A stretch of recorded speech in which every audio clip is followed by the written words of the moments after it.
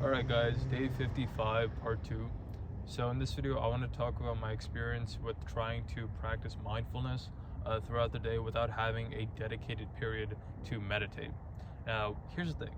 Being mindful just means being grounded in the present moment, or whatever you want to call it. The easiest way to do that is just observing your surroundings with as many of your senses as possible.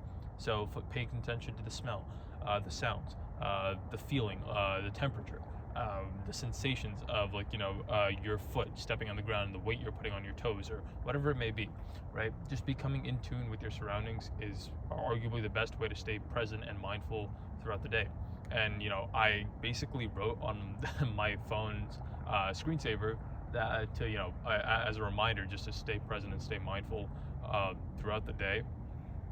And so I tried doing that for a couple of months without having any dedicated period to meditate on a daily basis. And then I tried to see what it would be like if I combined that with the daily dedicated period of meditation.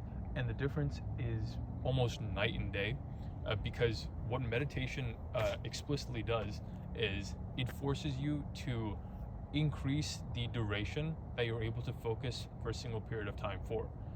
So for those of you who don't know, meditation, like the one rep of meditation is basically staying focused on something, getting distracted, realizing that you got distracted, and then refocusing on the thing that you were originally focusing on.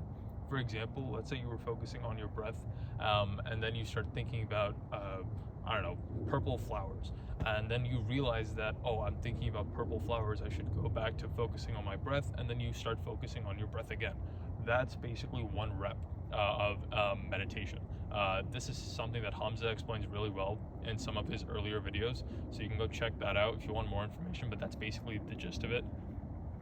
And so if that's one rep of meditation, what it does to you after you've been practicing it consistently, and you don't stop practicing meditation, right? You keep doing it for the rest of your life, but as you continue to practice it, that period that you're able to stay focused on your breath for increases. Like the time it takes for you to get distracted while focusing on something increases. And so that's why I think meditation is, number one, probably one of the best productivity hacks in the world. And it's also one of the most underrated ones, because not enough people talk about it, and how much it helps with productivity and your ability to focus and concentrate. And number two, it also, as a result of you getting good at recognizing when your mind is in a distracted state so that you can refocus, you get really good at understanding the tricks that your mind plays on you. For example, if you're someone who has a problem with binge eating, right? As you continue, I don't know why I'm stuttering so much.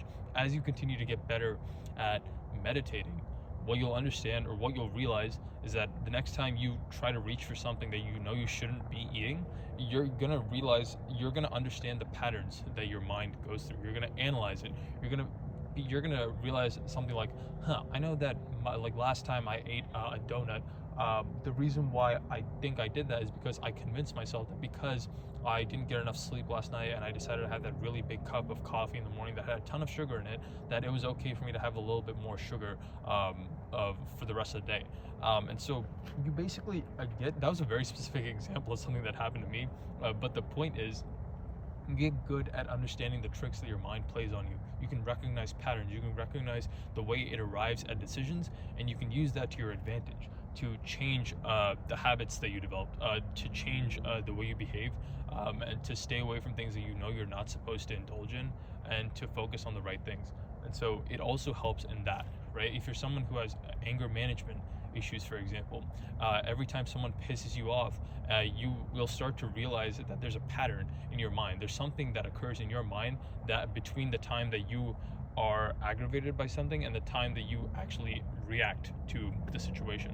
And so every time you meditate, it basically widens the gap between that stimulus that aggravated you in the first place and the time at which you actually react. Eventually, you'll get so good at it that you won't even react to most situations anymore, and you'll be much more level-headed and calm and at peace, really. You'll be better able to tolerate emotionally sporadic situations. So that's basically what I've learned from meditation and practicing mindfulness. It really does change your life. once you develop a consistent habit with it. And before anyone asks, no, I'm not very consistent with it. I need to get better at it.